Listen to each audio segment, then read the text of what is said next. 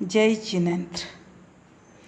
आचार्य भगवान उमा स्वामी जी महाराज 7वें अध्याय में 12 व्रतों का वर्णन करने के बाद संलेखना एवं अतिचार की व्याख्या कर रहे हैं।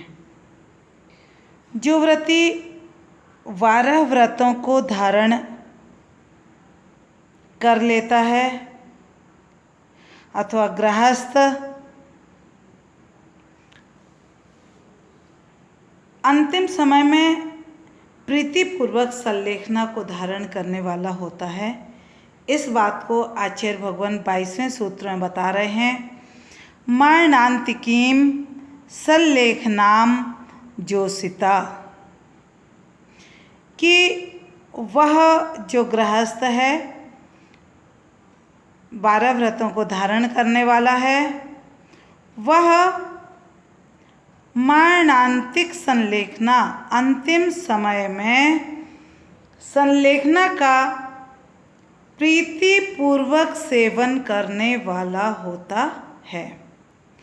किसी से संलेखना जबरदस्ती दिलाई नहीं जाती है, बल्कि वह स्वयं संलेखना को धारण करता है। संलेखना का मतलब क्या है, हम समझें कि उपसर्गे दुर्भिक्षे जरस रुजायाम चने प्रतिकारे धर्माय तनु विमोचन माहुर संलेखना मार्या। आचार्य भगवान समंतभद्र स्वामी जी कहते हैं कि जिसका कोई इलाज ना दिखे, मिटने का उपाय ना दिखता हो, ऐसा कोई उपसर्ग या दुर्भिक्ष आ जाने पर, वृद्ध अवस्था आ जाने पर, रोग हो जाने पर, धर्म की रक्षा के लिए जो शरीर का त्याग किया जाता है उसे संलेखना कहते हैं। संलेखना, सतलेखना यानी कि संलेखना मरण का नाम संलेखना नहीं है। संलेखना का मतलब होता है शरीर और कसाय का सम्यक प्रकार से क्रश करना।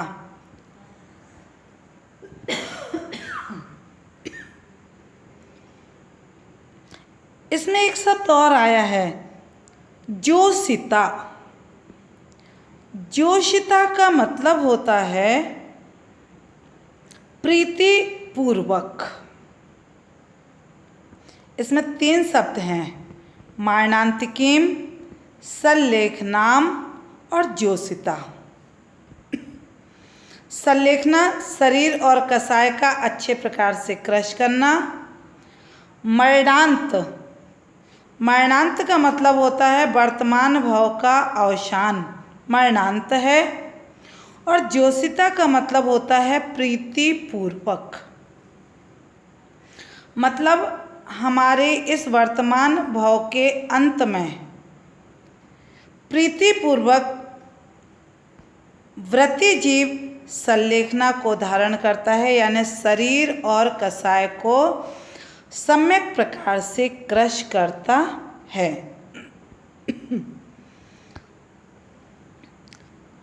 संलेखना यानी अच्छे प्रकार से क्रश करना।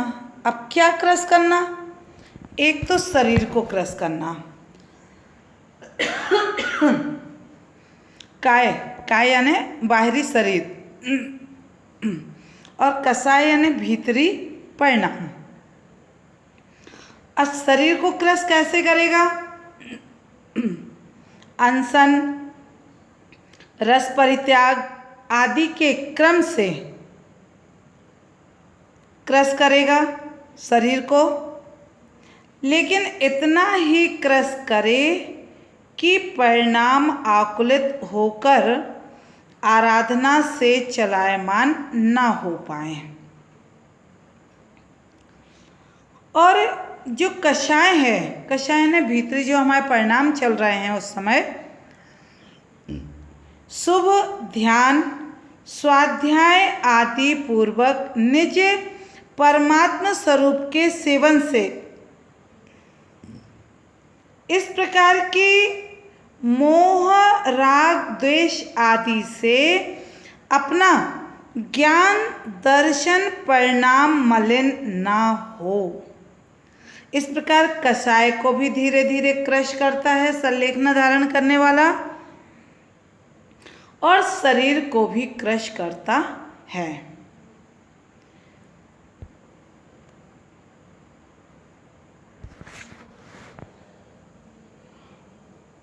व्रती जो है वह मरण के अंत में प्रीतिपूर्वक ऐसी संलेखना को स्वीकार करता है। जीवन भर की तपस्या का फल संलेखना होती है, कलश है उस पे, साधना का कलश संलेखना है। हम जीवन भर जो भी व्रतों का पालन आदि करते हैं वो क्यों करते हैं?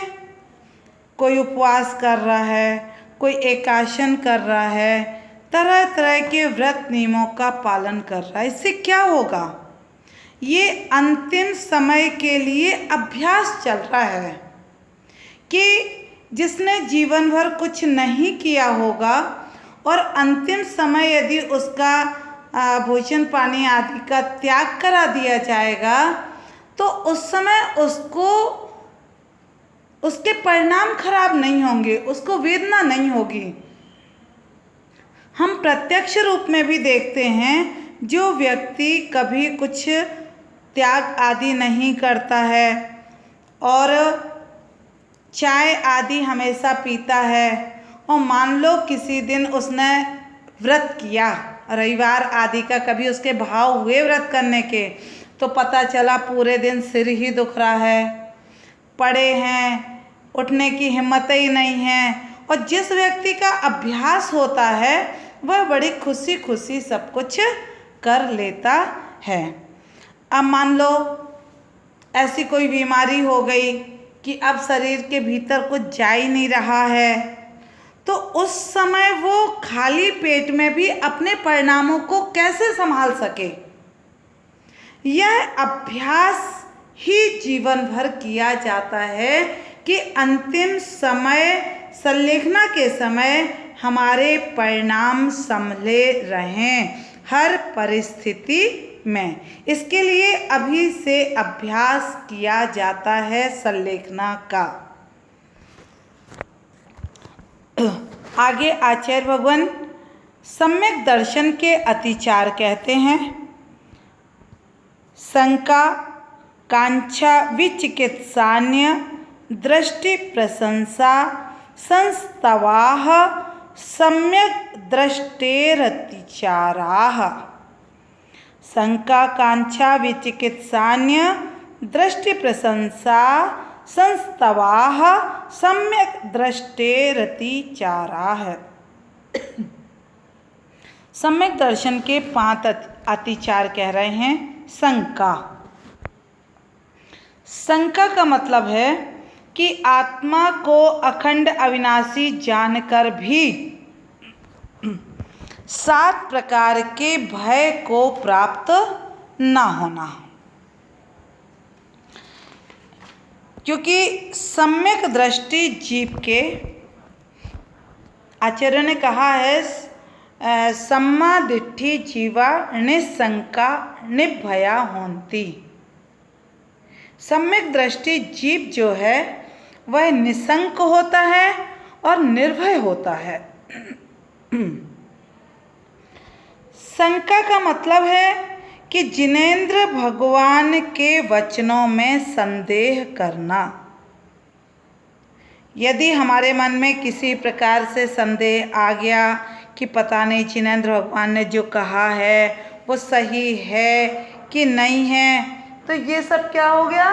सम्यक दर्शन का अतिचार होगा। अतिचार का मतलब होता है व्रत के एक देश भंग होने को हम अतिचार कहते हैं। तो ये सम्यक दर्शन का क्या हुआ? अतिचार हुआ कि जिनेंद्र भगवान के वचनों में संदेह करना, ये शंका हुई, यह एक अतिचार है। दूसरी बात है कांक्षा। कांक्षा का मतलब होता है, दूसरा अतिचार है ये, धर्म अनुष्ठान करते हुए सांसारिक सुखों की इच्छा करना। कोई भी धर्म अनुष्ठान किया और संसार का कुछ भी सुख चाहने लगे, तो ये सम्यक दर्शन का अतिचार है। आजकल की श्रद्धाएं कच्चे धागे के समान होती हैं, कांच के समान होती हैं, थोड़ा सा गिरा और टूट गया। हमने कोई भी अनुष्ठान यदि किसी आकांक्षा को लेकर के किया और कहीं हमारा तीव्र पाप कर्म का उदय रहा और वह काम सिद्ध नहीं हो पाया, तो क्या होगा? हमारी श्रद्धा टूटने में देर नहीं लगेगी। इसलिए आकांक्षा रखना अतिचार है। तीसरी बात आती है विचिकित्सा। धर्म धर्मात्मा के प्रति ग्लानि करना, मतलब कोई दुखी हो, रोगी हो, दरिद्री हो, तो उसके प्रति ग्लानि करना, ये विचिकित्सा नाम का अतिचार है। अन्य दृष्टि प्रशंसा, अन्य दृष्टि प्रशंसा और अन्य दृष्टि स्तव।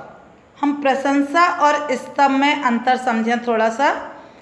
प्रशंसा का मतलब होता है किसी भी को मन में भला जानना, ये उसकी प्रशंसा है। और संस्तव का मतलब होता है वचनों से उसकी प्रशंसा कर लेना। अब अन्य दृष्टि से तात्पर्य यहाँ मिथ्या दृष्टि का जो ज्ञान और चारित्र आदि है, उसको देख करके यदि हम मन में भला मान रहे हैं तो वह अन्य दृष्टि प्रशंसा है, और यदि वचनों से ही उसकी प्रशंसा करने लगे तो वह अन्य दृष्टि स्तव है। सम्यक दृष्टि को इन दोषों का खेद हो और ये यदा कदा हों तो ये अतिचार हैं, और अन्यथा ये ही फिर अनाचार हो जाते हैं। हमें अपनी आत्मा की इन अतिचारों से रक्षा करनी है और रक्षा करके अपने सम्यक दर्शन को विशुद्ध करना है कि अतिचार उनमें ना लगे। आगे आचार्य भगवान एक चीज और बता रहे हैं इसी सूत्र में कि व्रत भंग के लिए सहायक परिणाम कौन कौन से हैं। ऐसे कौन कौन से परिणाम हैं जिनसे कि व्रत भंग होने की संभावनाएं होती हैं। व्रत भंग में सहायक होते हैं ये परिणाम, इनके बारे में हम थोड़ा सा समझ लें। 4 प्रकार के हैं ये: अतिक्रम, व्यतिक्रम, अतिचार और अनाचार। मन की विमलता नष्ट होने को अतिक्रम है कहा। हम पढ़ते हैं सामायिक पाठ में कि मन में व्रत भंग का विचार उठना, ये अभी अतिक्रम है, किया नहीं है, लेकिन मन में केवल विचार उठा है व्रत भंग का, अतिक्रम हुआ। व्यतिक्रम क्या है? व्रत का उल्लंघन कर लेना व्यतिक्रम है। और विषयों में जो प्रवृत्ति जा रही है थोड़ी, वो अतिचार है। और विषयों में अतिशय आसक्ति रूप जो प्रवृत्ति हो रही है वह अनाचार कहलाता है। इस प्रकार ये व्रत भंग के लिए 4 सहायक परिणाम हैं। आगे आचार्य भगवान 24वें सूत्र में कह रहे हैं कि संकल्प कर रहे हैं इसमें कि बता रहे हैं कि व्रत और शीलों में कितने अतिचार होते हैं। व्रतशीलेषु पंच पंच यथा क्रमम। व्रतों में और शीलों में 5-5 अतिचार हैं जो क्रम से इस प्रकार हैं। आगे कह रहे हैं आचार्य भगवान 25वें श्लोक में बता रहे हैं कि बध बंधच्छेदाति भारारोपणान्न पान निरोधाः।